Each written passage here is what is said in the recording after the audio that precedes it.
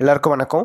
நான் ஓம் பிரகாஷ் பேசுறேன். இது நாள் வரைக்கும் நீங்க இந்த சேனலை சப்ஸ்கிரைப் பண்ணலாம், சப்ஸ்கிரைப் பண்ணிக்கோங்க. அது மட்டும் இல்லாம பக்கத்துல இருக்க பெல் பட்டனையும் கிளிக் பண்ணி வச்சுக்கோங்க. அப்பதான் நம்ம சேனல்ல போற எல்லா வீடியோஸும் உங்களுக்கு வந்து நோட்டிஃபிகேஷன்ல காமிக்குங்க. அது மட்டும் இல்லாம நம்ம சேனலை பத்தினா அல்லது இந்த வீடியோவை பத்தின நிறை, குறை எதுவாயினும் கீழே கமெண்ட் பாக்ஸ்ல கமெண்ட் பண்ணுங்க. என்னையும் திருத்திக்கிறேன். மேற்கொண்டு உங்களுக்கு பிடிச்ச மாதிரி நிறைய வீடியோஸும் நம்ம சேனல்ல வந்து வரப்போகுது அப்படின்னே சொல்லலாம். சரிங்களா?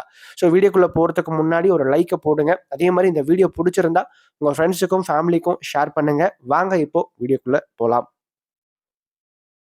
இந்த வீடியோ நம்ம என்ன பார்க்க போறோம் அப்படின்னா, தனுசு ராசி பூரண நட்சத்திரத்துல பிறந்தவங்களுக்கு 2025ஆம் ஆண்டு செப்டம்பர் மாத ராசி பலன்களை பத்தி நம்ம தெளிவா பார்க்க போறோம்.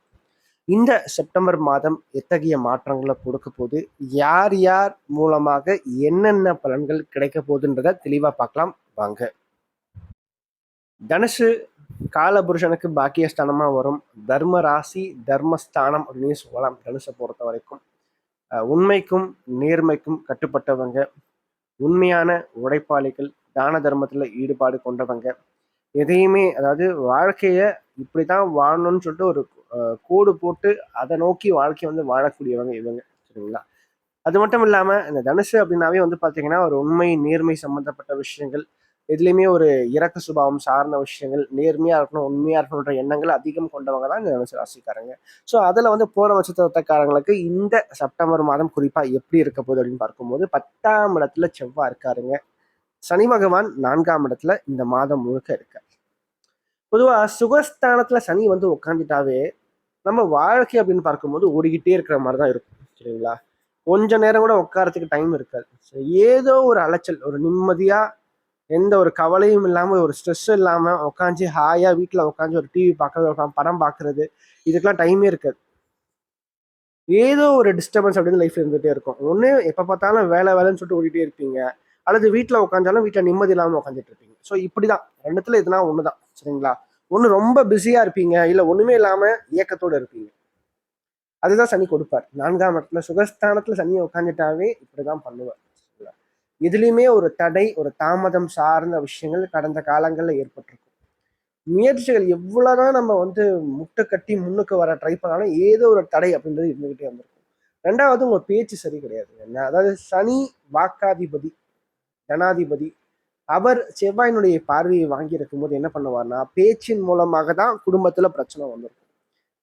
வாக்குவாதங்கள், சண்டைகள், வீண் பேச்சு.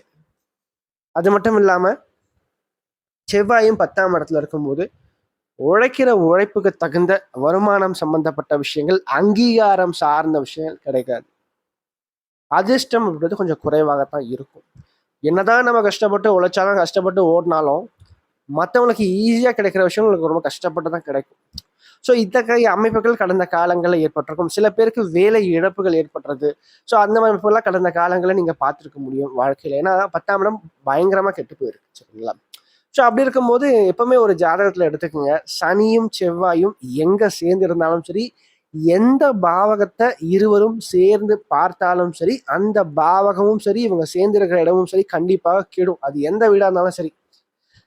லக்னத்திலே இருக்கும்போது ஜாதகர் கெட்டு போவார் தன் சுய முயற்சியால். 2ஆம் இடத்துல குடும்பம் கெட்டு போகும், தனம் கெட்டு போகும், வருமானம் இருக்காது.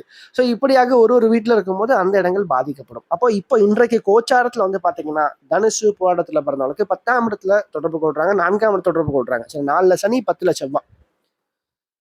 ஸோ அப்படி இருக்கும்போது வேலை சம்பந்தப்பட்ட விஷயங்கள், உத்தியோகம் சார்ந்த விஷயங்கள் அலைச்சல் அதிகமா இருக்கும், ஓடிக்கிட்டே இருக்கிற மாதிரி இருக்கும். அது மட்டும் இல்லாம ராசிக்கு 8ஆம் இடத்துல சுக்கிரன், 6ஆம் அதிபதி 8ல மறையறதுனால வருமானம் கொஞ்சம் பற்றாக்குறை பண்ணி இருந்துகிட்டே இருந்திருக்கும். சரி, 2வது பகுதி எப்படி இருக்கும்? 2வது பகுதி ரொம்ப நல்லா இருக்கும். இவ்வளவு பிரச்சனைகள், இவ்வளவு கஷ்டங்கள் கண்டிப்பாக மாறும். வேலை இல்லாம இருக்கீங்களா?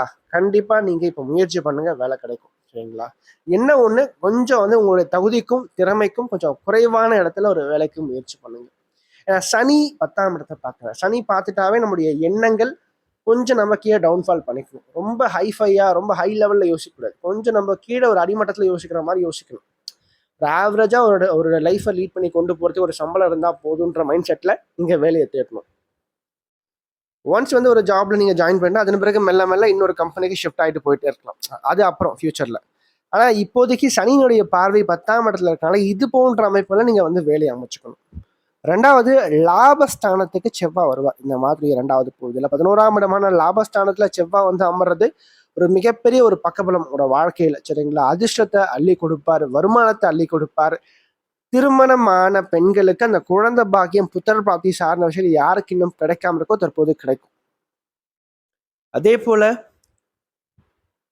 நல்லதொரு வருமானம், நல்லதொரு பிரச்சனைகள்ல இருந்து வெளியே வர்றது, ஒரு சுப விஷயங்கள் நடக்கிறது, சுப காரியங்கள் சார்ந்த விஷயங்கள் வாழ்க்கையில ஏற்படுறது, காதல் வாழ்க்கை திருமணத்துல போய் முடியறது, ஆசைகள் நிறைவேறது, ரொம்ப நாளா உன் மனசுல இருந்த இயக்கங்கள் தற்போது நிஜமாகும். ஸோ கவலைகள் குறையும், சரிங்களா? செலவுகள் குறையும், ஓரளவுக்கு வருமானம் கண்டிப்பாக உயரும் அப்படின்னே சொல்லலாம்.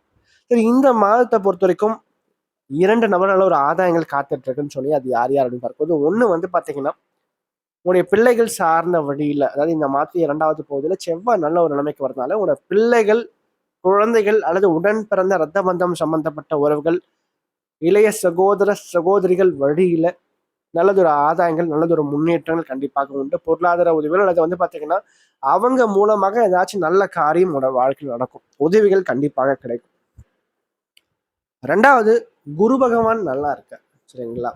அப்போ ராசிநாதன் நன்றாக இருக்கும்போது இந்த காலகட்டத்துல எந்த ஒரு முடிவையும் உங்களோட மனசு என்ன சொல்றதோ அதை கேளுங்க, சரிங்களா?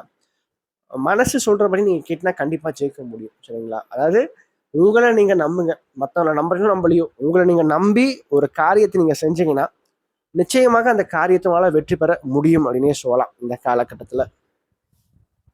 மேலும் இந்த வீடியோ உங்களுக்கு பிடிச்சிருந்தா லைக் பண்ணுங்க, பிடிக்கலன்னா நீங்க தாராளமா நீங்க டிஸ்லைக்கும் பண்ணலாம், சரிங்களா? அதே மாதிரி இந்த வீடியோ பத்தின ஏதாவது கேள்விகள் எதுவாக இருந்தாலும் நீங்க கமெண்ட் பாக்ஸ்ல கமெண்ட் பண்ணலாம். அது நல்ல விஷயமா இருந்தாலும் சரி, கெட்ட விஷயமா இருந்தாலும் சரி, உங்களோட தோன்ற விஷயங்கள் நீங்க கமெண்ட் பாக்ஸ்ல கமெண்ட் பண்ணுங்க. அது சரியா இருந்தா இன்னும் எனக்கு பூஸ்டப்பா இருக்கும், அது தவறான ஒரு இதுவா இருந்தா நான் அதை திருத்திக்கிறேன், சரிங்களா? நன்றி, வணக்கம்.